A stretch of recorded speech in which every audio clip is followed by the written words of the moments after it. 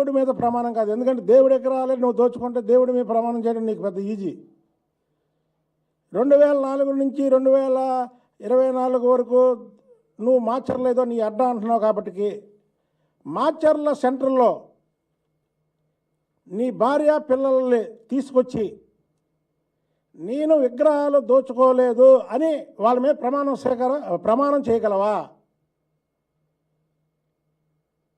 అలాంటి వాడిని ఎన్నుకొని వైఎస్ రాజశేఖర రెడ్డి దగ్గర నుంచి వైఎస్ జగన్మోహన్ రెడ్డి వరకు అతనికి ఎమ్మెల్యే పదవులు కట్టబెట్టడమే కాకుండా రాష్ట్రంలో ఒక నియోజకవర్గం మాచర్ల అనే ఒక నియోజకవర్గం, అది ఎంతో పేరు ప్రఖ్యాతులు గాంచినటువంటి మాచర్ల నియోజకవర్గం, అది పల్నాటి బ్రహ్మనాయుడు వాళ్ళందరూ నివాసం ఉన్నటువంటి కారంచేడుకు సంబంధించినటువంటి నియోజకవర్గం.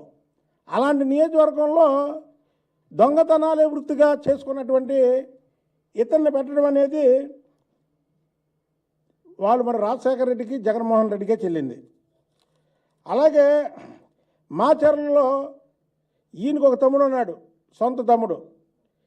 ఈయనతో పాటు ఆయన ఒక దొంగ, ఈయన పెద్ద దొంగ, ఆయన చిన్న దొంగ. ఇద్దరు కలిపి మాచర్ల నియోజకవర్గంలో మారణ హోమం సృష్టించారు. ఉదాహరణకి మా మీద దాడి అందరూ చూశారు. ఇవన్నీ మేము మాటికి చెప్పడం కరెక్ట్ కాదు. మొన్న ఎన్నికల్లో కూడా అసలు రాష్ట్రంలో ఫ్యాక్షనిజం చంద్రబాబు నాయుడు గారు ముఖ్యమంత్రి అయిన తర్వాత 96 దగ్గర నుంచి అసలు ఫ్యాక్షనిజం నామరూపాలు లేకుండా చేసిన ముఖ్యమంత్రి చంద్రబాబు నాయుడు గారు. లేకపోతే అంతకుముందు ఫ్యాక్షనిజం రాష్ట్రంలో ఎన్నికలైన తర్వాత దాదాపు చాలా పోలింగ్ బూతుల్లో రీపోలింగ్ జరిగేది మా చిన్నప్పుడు. ఇవాళ రీపోలింగ్ ఎక్కడ జరగల, ఒక్క మాచర్ల నియోజకవర్గంలో జరుగుతుంది. ఎందుకు? అతను అక్కడ ఉన్నటువంటి ఈవీఎంలు కూడా పగలకొట్టే దుస్థితి. ఆ ఈవీఎంలో తెలుగుదేశం పార్టీకి 18 ఓట్లు అయితే 7 ఓట్లు ఫ్యాన్లకు ఉన్నాయి. అది ఇతని మీద ప్రజలకు ఉన్నటువంటి వ్యతిరేకత.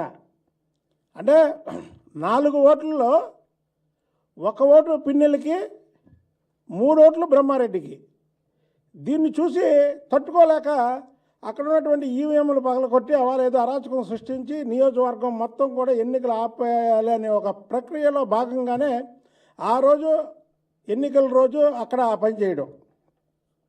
అలాగే ప్రకాశం, బాపట్ల, పల్నాడు జిల్లాల నుంచి మాచర్ల మీదుగా ఇతర రాష్ట్రాలకు వెళ్ళే గ్రానైట్ రాళ్ళ మీద ఆయన ట్యాక్స్ దాదాపు 1200 కోట్లు దోచుకున్నాడు.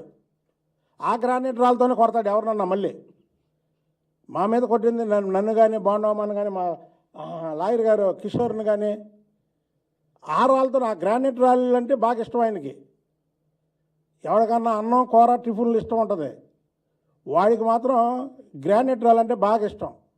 సున్నపు రాళ్ళు, గ్రానైట్ రాళ్ళు దాదాపు 1200 కోట్లు దోచుకున్నాడు. అలాగే మాచర్ల నియోజకవర్గంలో ఆత్మకూరు, రాయవరం, ఆలుగురాజపల్లి, అడిగొప్పల, అమ్మవారి గుడి పరిసర ప్రాంతాల్లో గ్రావైట్ తవ్వకాల్లో దాదాపు 70 కోట్లు దోచుకున్నాడు. అదొక 1200 కోట్లు, ఇదొక 70 కోట్లు. కన్నగుంట్ల,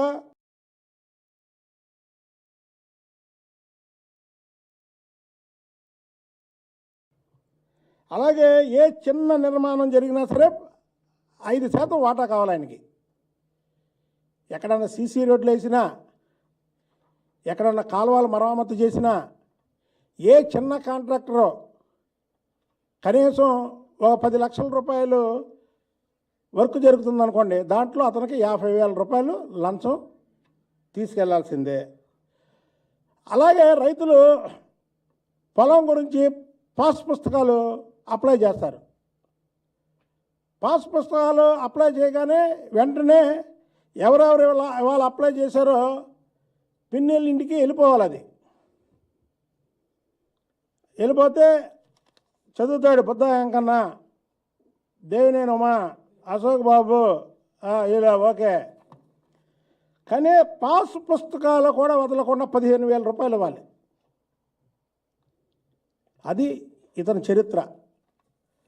అంత దుర్మార్గుడు ఈ రాష్ట్రంలో కూడా లేడు. అందుకే మనం ఎన్నికలు అయిపోయిన తర్వాత ఏ మీడియా పెట్టినా, ఏ ఛానల్ పెట్టినా, ఆఖరికి వాళ్ళ బ్లూ ఛానళ్ళు కూడా ఏదో ఒకటో రెండో తప్ప మిగతా ఛానల్ అన్నీ కూడా చూపిస్తున్నారు. ఎందుకంటే ఇక ఈ మనం చూపించకపోతే చాలా వెనకబడిపోతాము ఇక అని. అలాగే పిన్నెల్లి అరాచకాలతో నియోజకవర్గ ప్రజలు